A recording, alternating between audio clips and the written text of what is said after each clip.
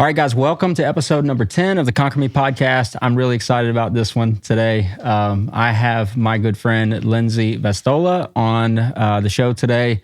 Lindsay's coming from North Carolina. We've got some really cool things to talk about, so welcome to the show. Thanks for having me, Jay. Excited to be here. Yep, absolutely. So to give you a little bit of background about Lindsay, and I'll let you kind of tell the folks too, but her and I share a similar background in health and fitness. We're in a fitness mastermind together called Iron Circle. That is for kind of kick-ass fitness business owners. And it's been great to be in there and be in that circle. Her and I have become friends, and she is in North Carolina. Very similar background and passion for helping people in the health and fitness space. And so she came in today just to kind of hang out, and we went and walked Batesburg. Well, like, if you guys know me, you know that's what I do. That's how I roll. And we've had some really good conversations today. And so I thought we would talk about, just after our discussions today, a little bit about what's happening right now with a lot of folks looking at the new year and how they want to approach their health and fitness journey. And just from us talking, it's funny, like I've been coaching in South Carolina, Louisiana. You've been coaching clients for years in New Jersey and different places. And they all have the same. kind of struggles, mindsets, preconceived notions. And so we're talking about some of these mindsets and things that we deal with on a regular basis in coaching. And I thought it'd just be really cool for you guys to hear from her, just some of her experience. And she's just got some really good insight in terms of mindset. And I just want to share those with you. So Lindsay, welcome. I would love for you to tell the story about the joiner. Let's start there. Thanks for having me, Jay. Yeah. So I started in the fitness industry as passionate about fitness, I guess 15, 17, 18 years ago. And coach primarily women. Yep. That was my gym. We did health and wellness fitness for women. And I think what we were talking about earlier was, when you come into fitness, we think fitness is the answer, right? So we give these great fitness programs, we do challenges, and we teach people how to have great workouts, and it's a huge piece of the puzzle. Yep. But over the years as a coach... Fitness in terms of exercise. Exactly. So exercising regularly. Yep. And I think we have to exercise regularly. And then we also know we need to eat well. And we know kind of all the things that are supposed to get us to optimal health. Right. But as a coach, what I realized over the years was, I did all the things that I thought my clients wanted and needed. Yeah, let's talk about that because I did them too. You did them too. We've all done them, right? Fitness challenges, 21-day fat loss, 30 days, so 60 days, like? Right? What happens? It's this extreme. You come in and you're really great and perfect for 21 days. And I gave meal plans, all kinds of meal plans, accountability calls, calendars, workshops, coaching, all of the things that I thought were like the tools, like the answers to get people, and clients loved it.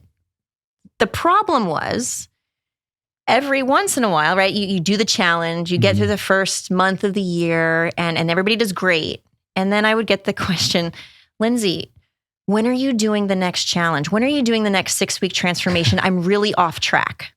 And over and over, and I would just say, like, I had to get self-reflective because I found I was frustrated. I'm like, but I feel like I'm giving them everything that they need. I'm giving them wait. Yeah. Didn't they get the meal plan? Yeah, they got the meal plan. Didn't they get the exercise? They got the exercise. So they got all the information. Because I'm just sitting here listening to you. I'm like, man, if I want to reach my fitness goals and you're going to give me a meal plan. Seems like the ticket, doesn't it? And some workouts. I mean, that makes and a little calendar to like check everything off. Yeah, surely they would have been successful. But what you're saying is maybe they weren't as successful as you would have hoped. No, as a coach, if I'm doing everything that I believe, or giving my clients everything that I believe they need to succeed. Right.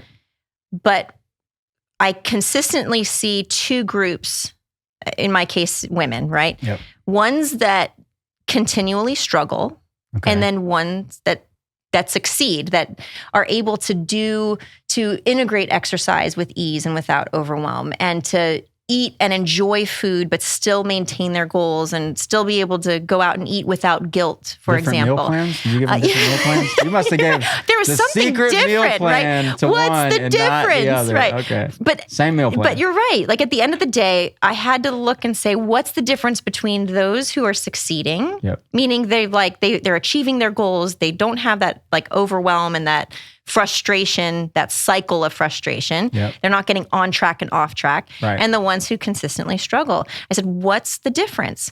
And my aha moment as a coach was when you asked me about the joiner. This is one of my favorite stories. Her name was Deb. She came up to me after one of my programs and she said, and she'd been with me for years, and she did every one of my programs, kind of that model client.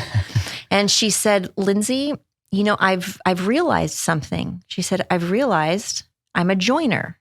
And I said, Deb, what do you mean a joiner? And she said, even though I love what you're doing here at Body Project, I do all your programs, I find myself still looking to want to join anything that I think is going to help me get me to my goals. It's going to be the answer. Yep. So she's looking at Weight Watchers. She's looking at the new gym down the street. She's looking at the protein shakes that are supposed to be amazing, or the meal plan, the new diet fad.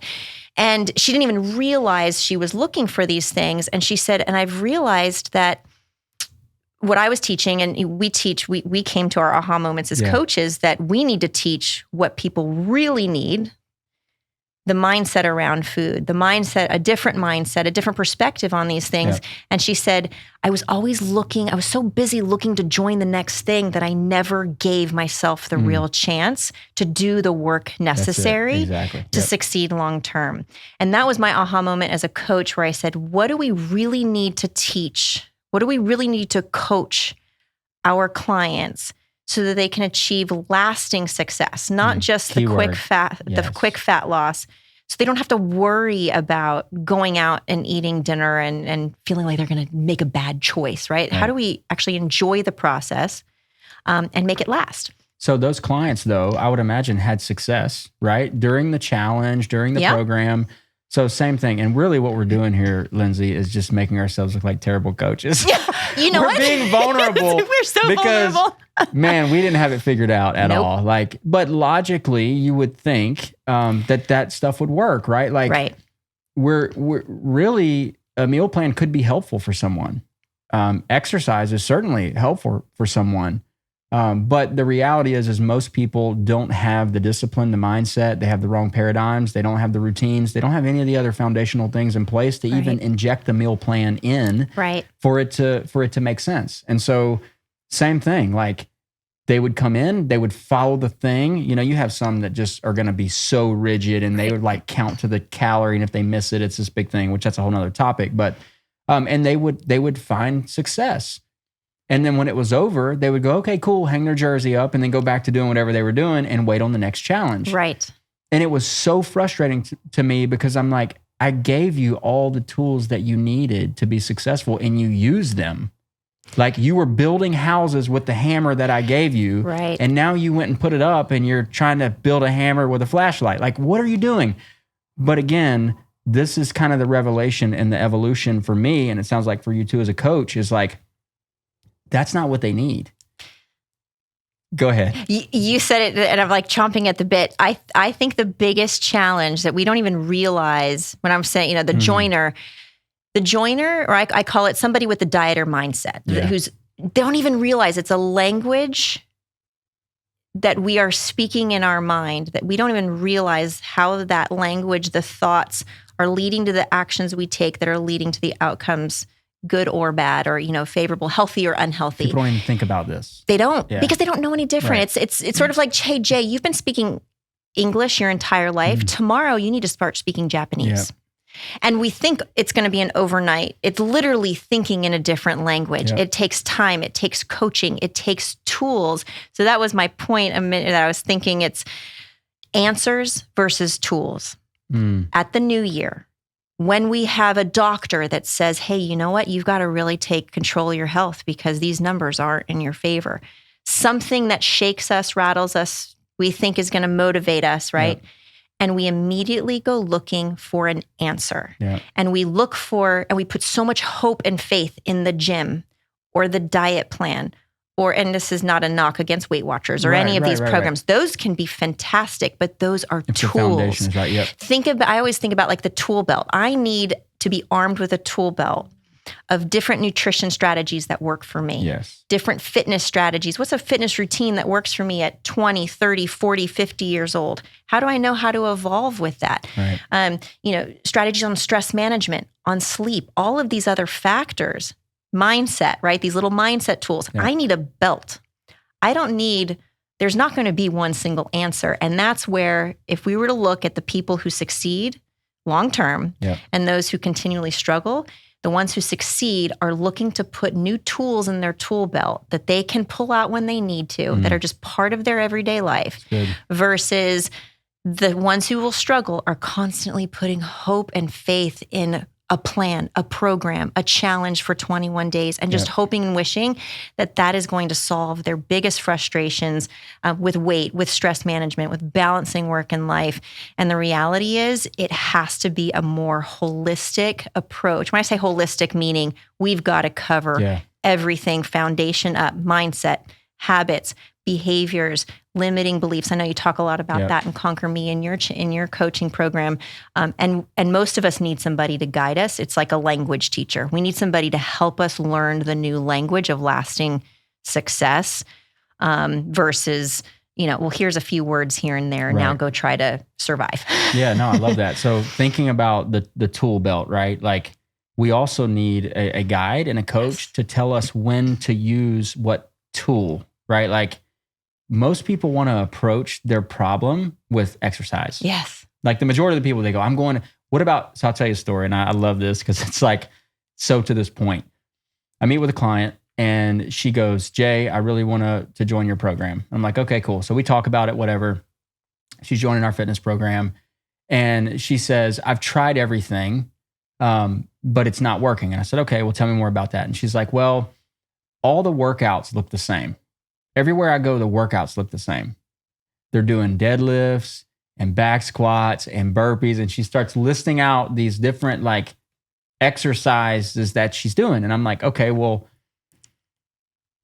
exercise is just exercise. Like, you could literally go walk around the parking lot and get exercise. So are you really thinking that there's a secret workout that you're going to go in and like the reps are going to be organized in a certain way? There's only so many exercises that you can do, right? That's the ticket to freedom. That's the ticket to success. So many ways that you can move your body. But in her mind, she was thinking, if you could just formulate these reps in a certain way with these certain special types of exercises, then all of a sudden I'm going to lose weight and I'm going to have sustainable success and I'm going to feel better. And I'm like, you're looking to the wrong tool. Like, that is super beneficial, fitness, right? Exercise, but that's not it. Like, you're leaving and eating fast food and you're not sleeping well and you're super stressed out and you're not drinking enough water and you're not focusing. Like, you have all these self-limiting beliefs and this trauma.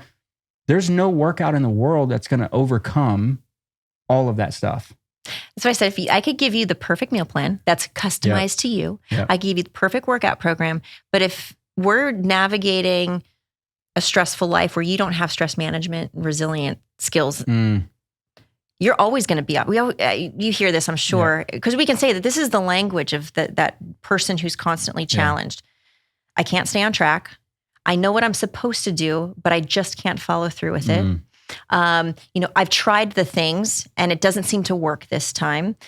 And these are things, we hear it and we can almost say it verbatim because it's this language that we've just been kind of told to be like, well, you're either on track or you're off track. Right. That's good. And I think the track, I always use this analogy. I think that's very dangerous. Words have power. And when we say things like, Lindsay, I'm so off track, I just need to get back on track. Think about a train, like tracks, right? Think about a train.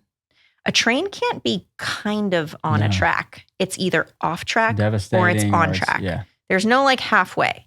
And so when we say things like, I have to be on track, it means I have to eat perfectly. I have to exercise perfectly. And everything just has to be just so. And it puts us into this mindset that I'm either perfect or I'm not. I'm glad you went there. I love the different, like if we could just switch the language and say, instead of being on track or off track, how about on course? Or we have some wiggle room there. Guardrails. right? Where I love the idea of guardrails even more than boundaries, because guardrails kind of hold you like your car, right? I have room for a holiday party. Yep. I have room for a night out. I have room to enjoy my kid's birthday cake, but I'm staying on course toward my goals, but I'm not so rigid, because that puts such a pressure. That alone sets us up to fail, because we think if I'm not perfect, then I might as well just be off. And then, 1 degree turns into 30 years later, we wake up and it's like, one weekend turned into 1 week, 1 month, 1 year. And we wake up and we're like, now we think we're going to fix this in 6 weeks' time. Right.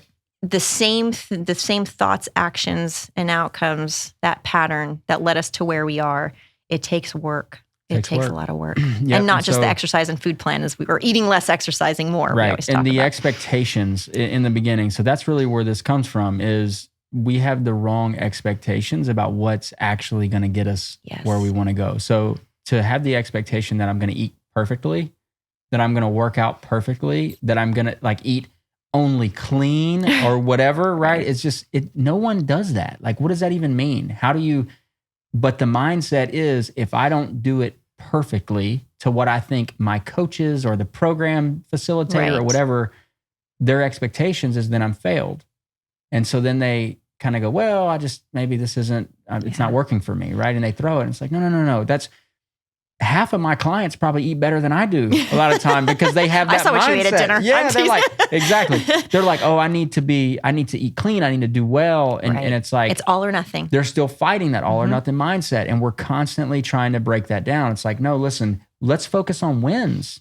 Let's look at all the amazing things that you've accomplished. I can't tell you how many times I do coaching calls, and we use that guardrails, actually. Yeah. So in the coaching program, I explain going to a fitness program or throwing yourself in the gym is like putting yourself on a road with guardrails this wide and no course correction. Yes. So you just drive and zigzags and waste time and energy. But with a high-level coaching program where you really have someone there that has oversight and insight into what you're doing and can help you overcome these self-limiting beliefs, it's like pulling those in super tight. Yeah. So there's no room for error. You basically just go straight. So I love that. We use that all the time. But yeah, it's about, if you're starting out with the wrong expectations, you've already lost. And most of our expectations are, if I just exercise more and I eat less, I'm going to be successful. And there's no longevity in that. That actually creates more stress. And we know, we use words for it. We stress eat. We emotionally eat, right? That leads to less sleep. All of the things that we know, and we're actually creating and perpetuating the same thing that got us to where we were in the beginning. I think that the language is so powerful. We don't even realize the recording that we're constantly saying. I call it the dieter mindset. It's like, we don't even realize we're doing this when we look at a plate of food. A lot of us, because we've been conditioned to think after years of dieting and being told what we should and shouldn't eat, we look at a plate of food and we say, is this going to make me gain weight or lose weight? Is this too many carbs? Instead of looking at the plate and saying, is this going to give me the energy that I need for the next 3 to 4 hours to get through whatever activity that I have upcoming? What a mindset shift. So now I can look at the plate of, and then it's less judgment of whether a food is good or bad. Right. And it's How's all these things that make me feel when I eat it. Yeah. And we need to be trained. And that's where a coach can help teach you that language of success. How do we need to talk about food? How do we need to look at a plate of food or talk about fitness differently?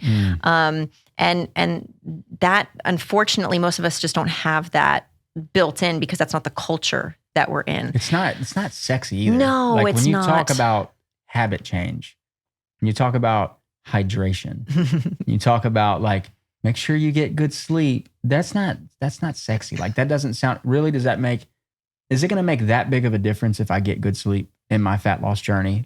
Really, is it? It is. It is. But we're not looking at any of that stuff. It's like exercise. So it can be hard to kind of emphasize the importance of this stuff, because it's not like exercise is kind of sexy, right? It's fun. You burn calories. Right. You get like there's The some feel type factor. of you feel like you're getting a return on your investment. Right. But the most successful clients that I'm working with and that you've worked with are the ones that focus on all of those other factors. Yeah. And I think another thing, a determinant of whether you succeed long-term or continually struggle is it's all good when it's great. Do you see this with your clients? I'm sure the first 3 to 4 weeks, the program's new, it's exciting, you're motivated. Yeah. But then weeks 3 and 4, number one, the fatigue starts to wear in. You get tired of logging your food or whatever the tasks are. And the reality is, unless the weather's perfect, your kids never get sick, you never get tired, you never have a stressful day at work, a calamity in your family doesn't happen, unless those things aren't happening in your life, we kind of, there's this mismatch or this thinking that like, I can follow a plan as long as my life is perfect. But the minute there is a roadblock, a bump, tiny or not, it could be as small as a cocktail party where you feel like you didn't make the right choices. Yeah. It's our ability, to me, the most important, like one of the biggest determinants of the people who succeed is how quickly they can course correct. Resilience. Yeah. The resilience. Yeah. It doesn't take them 3 months to get back on track. I'm just using the language we use. It's, you know what? I ate it. I enjoyed it. I can get over it and I can move on. Or you know what? I'm injured. It means I need to rest and take care of myself. I can still make good choices and I can still stay on course. Yeah. I went on vacation or the holidays. I ate it. I enjoyed it. I got over it and I moved on. My favorite story, I don't know if you've heard of the book, Mindless Eating. Yes. Dr. Brian Wansink. And it's so fascinating because it's the psychology of food. And my favorite story, and I elaborate a little bit, but for all intents and purposes, it's, the guy walks into the office kitchen one morning and there's a box of donuts. And this can apply anywhere, but we can identify with this. There's a box of donuts and guy number one says, oh my gosh, donuts, today it's Monday, I'm starting my diet. Like today's going to be the day. I had my 100-calorie yogurt. I'm going to exercise later. I brought my salad for lunch. I can't have the donuts. No, I can't have the donuts. They're too high in fat, X, Y, and Z. He goes back to his desk. And what's the only thing he can think about? Donuts. The damn donuts. Yeah. Can I say damn? Yeah, the donuts. We're gonna need to edit that out, please. This is a family friendly. Yeah. They go and eventually this is the human condition. Yeah. The donuts are so bad, but maybe if I'll just quell this craving, let me just have one and I'll work out extra hard later. I'm not going to eat the X, Y, and Z. Yes. So he goes to the kitchen, gets the donut, doesn't even enjoy the donut, shoves it in his mouth and immediately, what's the immediate language?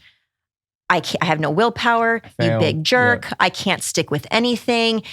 I had one, I might as well have another one. And so his study is those type of people end up eating 3-4 donuts versus the guy who walks in and says, oh, donuts, that's from my favorite bakery. I think I'll have one this morning. Eats it, enjoys it, gets over it, and moves on. That guy is probably more productive at work. Yep. He probably still went to the gym. He probably still had his healthy lunch. Where the first one is just in this vortex of a black hole of just guilt and self-sabotage. One donut turned into a week-long, Monday, there goes Monday, then it's Tuesday. Right. And again, then we wonder why we wake up even 5 years later and wonder why, we feel stuck in a body that's not ours. It's just these momentary things that if we can just learn to more quickly get back on course with the things that a coach or somebody can help guide us on, what does on track even look like? Right. For each individual. That's right. And having permission from another coach, from someone who knows this stuff and can say, hey, no. Like, again, your perception of that experience is not serving you. Right. You didn't fail. You didn't lose. You did not do it perfectly. You just had a donut. Right. Like, move on. Eat it. Was it good? Hopefully it was your favorite bakery.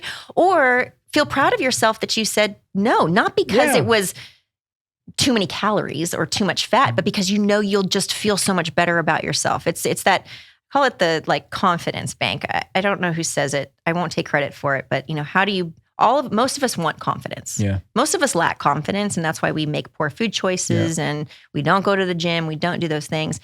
And, the way we build confidence is by keeping the promises we make to ourselves. This is a mindset strategy. Atomic Habits, maybe. Yeah, or maybe Goggins. One of the two. I think it's what's his name? Ed Milet always says it. Okay, I think it's him. So, yeah. And he says and I think about it like a bank. Yeah. Or with my kids, Deposit. if I promise my kids today we're going to go to the park, and then I don't take them to the park, they lose trust in me. They lose faith in me. They lose confidence in me. Yeah. I'm going to be really careful about the promises that I make to my kids, to my friends, to my coworkers, because I want them to trust and have confidence in me. We don't do the same for ourselves. That's right. So we say, hey, tomorrow I'm going to go to the gym. And then you go to the gym. Tomorrow I'm going to eat better. And you don't eat better. Every time you break that promise, you're like pulling money out of the confidence bank. So let's be really careful about those promises we make to ourselves and say, you know what, this week, instead of thinking I have to exercise every day, I'm going to aim for 2 days a week. That's my promise to myself, 2 days a week. I went, confidence bank. I went again, confidence bank. Today I'm going to add something fresh to every one of my meals.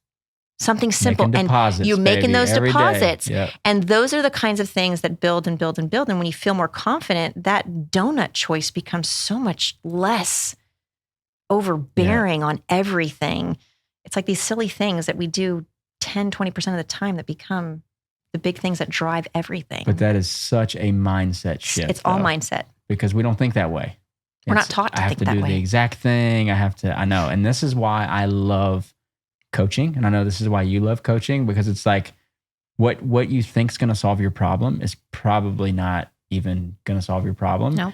And when you can start showing people these things and start having these conversations about mindset, it literally is all here. You're talking about the deposits. I look at that in regards to self-respect. Yes. Right. Like worth. And self-worth. I should not care about anybody else as much as I care about myself and the respect that I have for myself. And the way to build that is through small habits that you commit to and follow through on. But again, it's like we're trying to climb the mountain instead of just walk up the small step. So this is really, really interesting. I'd like to maybe get your insight on this is as people go into the new year, this is just, I don't know, just human nature, I guess. We really get excited about making changes. Right. Something about a new, fresh start in the year. I'm guilty of it too. We all are. I'm not a big like New Year resolution guy, but I think there's a place for it, right? If that's what you need is a fresh date in a year to get engaged, well then, hey, whatever works for you. Yeah, that's great.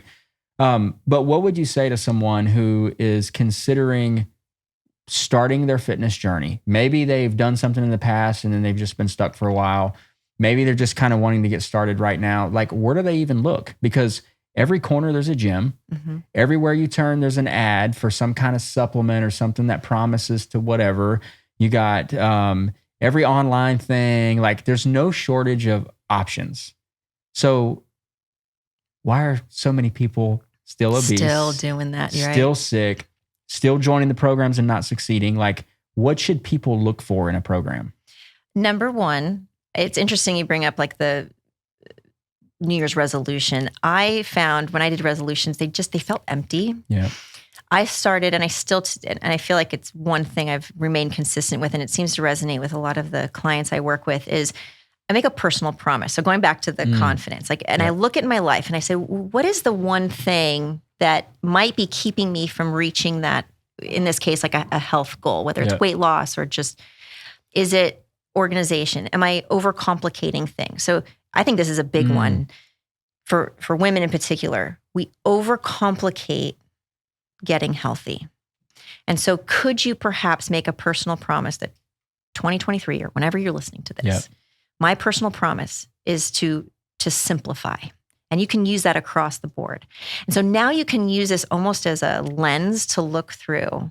When you go, and I would suggest go and interview a few different gyms. Go and look at programs that hopefully in listening to these few minutes of us having a conversation, for those of you listening, hopefully you're realizing, like, if you go to a gym, ask them.